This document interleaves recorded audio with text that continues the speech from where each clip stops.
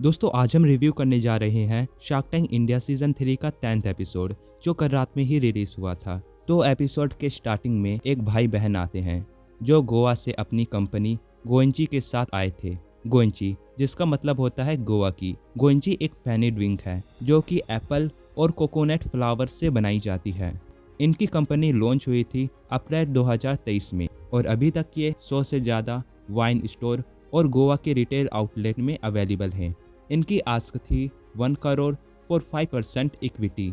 इनकी एक एवरेज फेनी ड्रिंक की MRP 1500 के आसपास होती है जो कि बहुत महंगी है और इनका सितंबर 2023 का रेवेन्यू 10 लाख था।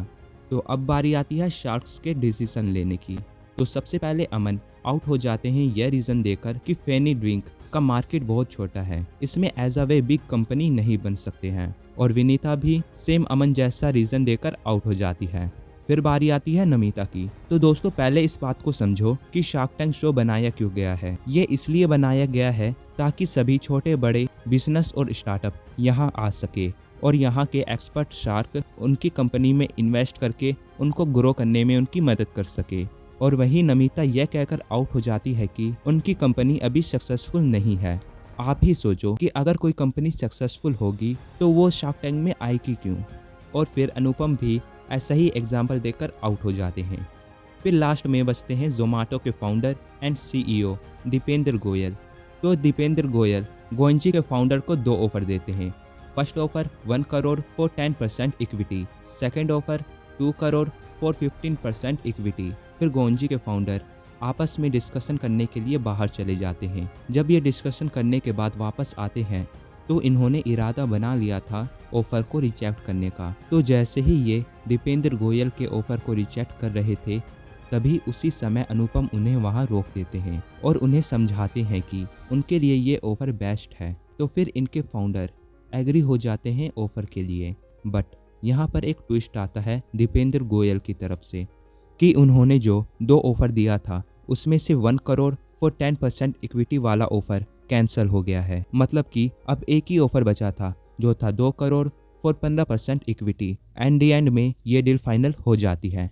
फिर इसके बाद दूसरी कंपनी आती है जो थी अराटा, जो कि हेयर केयर ब्रांड है। ये ब्रांड आपके बालों के लिए रिक्वायरमेंट प्रोडक्ट बनाती है। इनकी आस्क थी 1 करोड़ फॉर 1.25% इक्विटी। अराटा कंपनी की शुरुआत फरवरी 2018 में हुई थी। तो अगर इनकी सेल की बात करें तो इनकी टोटल सेल में से 20% सेल इनकी वेबसाइट से आता है और 80% सेल मार्केट प्लेस से आता है। इनकी वेबसाइट पर 40 से 45% रिपीट कस्टमर आते हैं। इनकी 2022 और 2023 की एनुअल सेल थी 17 करोड़। अभी इनकी कंपनी की हालात बुरी चल रही है क्योंकि पहले इन्होंने 28 करोड़ रेज किए थे, लेकिन अभी इनके अकाउंट में सिर्फ 50 लाख ही बचे हैं। बट अच्छी बात यह है कि इन्होंने अपनी गलतियों को आइडेंटिफाई कर लिया है और अब उन्हें सुधार रहे हैं।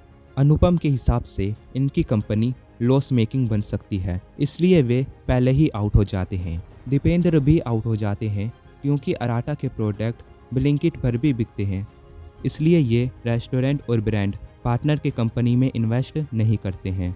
फिर बारी आती है अमन की। तो अमन इनके फाउंडर को शो के बाहर मिलने को बोलते हैं और यहाँ इन्वेस्ट करने से मना कर देते हैं और ये भी आउट हो जाते हैं। इसके बाद नमिता और विनीता साथ में एक ऑफर देते हैं जो था 1 करोड़ फॉर 2% इक्विटी और एंड ये डील फाइनल हो जाती है। एपिसोड के लास्ट में तीसरी कंपनी आती है वैक्रोस।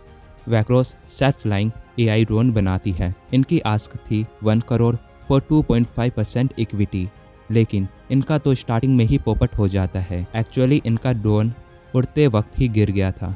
इसी कारण इन्हें अनुपम, विनीता, नमिता और दीपेंद्र की तरफ से कोई फंडिंग नहीं मिलती है।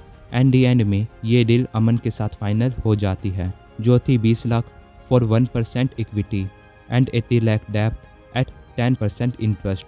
आई होप गाइस आपको ये वीडियो पसंद आई होगी और अगर अभी तक आपने वीडियो को लाइक नहीं किया है तो फटाफट से वीडियो को लाइक कर दीजिए और बिजनेस टाइकून चैनल को सब्सक्राइब कर दीजिए ताकि आप भी बन सके एक टाइकून।